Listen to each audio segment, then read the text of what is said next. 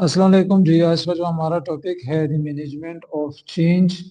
ठीक है, सबसे पहले क्वेश्चन है व्हाट इज चेंज। तो चेंज का मतलब है any modification in work processes, equipment, work practices और any construction work in your organisation. तो चेंज का मतलब है काम करने का तरीका चेंज होना, मशीन चेंज होना या वर्क प्लेस में कोई मॉडिफिकेशन होना। इम्पोर्टेंट इसमें ये चीज है कि भाई change always introduce new hazards. अगर चेंज प्रॉपरली मैनेज ना किया जाए तो एक्सीडेंट्स इंक्रीज हो जाते हैं। मिसाल के तौर पर न्यू मशीन इंस्टॉल हुई, वर्कर ट्रेन नहीं है, ठीक है, तो एज अ रिजल्ट क्या होगा? एक्सीडेंट होगा। ठीक है। अच्छा, फिर आपके पास टेम्पररी वर्क्स आ जाते हैं। ठीक है, temporary works, what are temporary works? Temporary works का मतलब है शॉर्ट टर्म वर्क, परमानेंट नहीं होता। ठीक है, मिसाल के तौर पर short term building projects, new room construction. ठीक है, तो उसमें क्या हैजर्ड होंगे? फॉलिंग ऑब्जेक्ट्स हो सकते हैं, डस्ट प्रोड्यूस हो सकती है। ठीक है, फिर आपके पास बिल्डिंग मेंटेनेंस है। मिसाल के तौर पर रिपेयरिंग का कोई वर्क हो रहा है। ठीक है, तो उसमें क्या हैजर्ड्स होंगे? इलेक्ट्रिकल हैजर्ड्स हो सकते हैं, फायरिंग हैजर्ड्स आपके पास हो सकते हैं। फिर मिसाल के तौर पर रिनोवेशन का कोई काम है, तो मिसाल के तौर पर ऑफिस को रिडिजाइन किया जा रहा है, तो क्या हैजर्ड हो सकते हैं? शोर का नॉइस हो सकती है, डस्ट ट्रिप स्लिपिंग हो सकती है। फिर मिसाल डिमोलिशन का काम है। ठीक है, बिल्डिंग को डिमोलेट किया जा रहा है, तो उसमें क्या हैजर्ड्स हो सकते हैं? कोलेप्स चीजें हो सकती है। ठीक है, फ्लाइंग डेब्रिस। ठीक है, जो कि आपके पास डेंजरस काम है। फिर एक्सकेवेशन, खुदाई का काम हो गया। मिसाल के तौर पर कोई ट्रेंच को डिग किया जा रहा है, तो उसमें क्या हैजर्ड्स हो सकते हैं? ट्रेंच कोलैप्स हो सकती है, वर्कर उसमें बरी हो सकते हैं। तो जब भी हमने ऑर्गेनाइजेशन में चेंज परफॉर्म करनी है, ठीक है, तो चेंज को हमने क्या करना है? मैनेज करना है। ठीक है, इम्पैक्ट ऑफ चेंज को हमने क्या करना है? मैनेज करना है। बहुत ज्यादा क्या है, हमारे पास लाजमी है। ठीक है, कोई भी चेंज हो तो उस काम को इसलिए मैनेज करना है ताकि जो काम हमारे पास सेफ तरीके से हो, कोई हमारे पास एक्सीडेंट ना हो, किसी को कोई बीमारी ना लगे। ठीक है, और कोई फाइनेंशियल लॉसेस हमारे पास ना हो।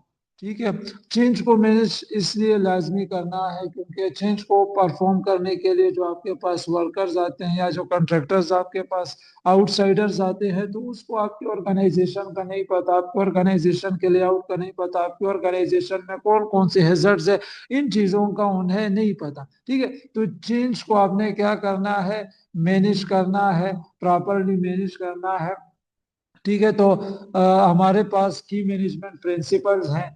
ठीक है, पहली चीज हमारे पास रिस्क असेसमेंट है। ठीक है, risk assessment must be done. Change से पहले रिस्क असेसमेंट करना जरूरी है ताकि रिस्क लेवल आपके पास आइडेंटिफाई हो सके, हैजर्ड्स आपके पास आइडेंटिफाई हो सके। ठीक है, कंट्रोल मेजर्स लगाए जा सके। ठीक है, मिसाल के तौर पर एक्सकेवेशन का काम है, तो उसमें हैजर्ड क्या हो सकते हैं? वो जगह कोलैप्स हो सकती है। ठीक है, तो फिर हम कंट्रोल क्या सजेस्ट करते हैं? शोरिंग की जाए। ठीक है, तो रिस्क असेसमेंट बहुत ज्यादा लाजमी है चेंज परफॉर्म करने से पहले। उस जगह की हमने प्रॉपर रिस्क असेसमेंट करनी होगी, सारे हैजर्ड्स को हमने, रिस्क लेवल चीजों को आइडेंटिफाई करना होगा। फिर कम्युनिकेशन एंड कोऑपरेशन है, तो communication between all parties is essential.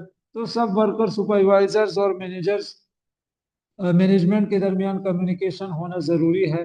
ठीक है, मिसाल के तौर पर मेंटेनेंस वर्क है, वर्कर्स इन्फॉर्म नहीं है। ठीक है, वर्कर डेंजरस एरियाज में एंटर हो जाते हैं, तो और क्या हो जाता है? आपके पास एक्सीडेंट हो जाता है। ठीक है, तो कम्युनिकेशन बहुत ज्यादा लाजमी है, कम्युनिकेशन आपके पास जाने बचाएगा। फिर कॉम्पिटेंस है, worker must be competent, worker train और कॉम्पिटेंट होने चाहिए। ठीक है, कौन से वर्कर? जो लोग चेंज परफॉर्म करने के लिए आए हैं, उन लोगों की बात हो रही है। ठीक है, फिर वो वर्कर्स है, मैनेजर्स है, जो भी है, वो कॉम्पिटेंट होने चाहिए। कॉम्पिटेंट का मतलब है वो, उनको ट्रेनिंग मिली हो, एक्सपीरियंस उनके पास हो, नॉलेज भी हो और स्किल्स एबिलिटीज भी उनके पास हो।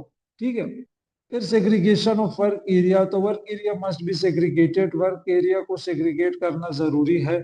ठीक है, वजह इसकी यही है कि आपके पास जो अनऑथराइज्ड पर्सन है वो इंटर ना कर सके। फिर इमरजेंसी प्रोसीजर्स है आपके पास। Emergency procedures must be updated, emergency procedures review करना जरूरी है। ठीक है।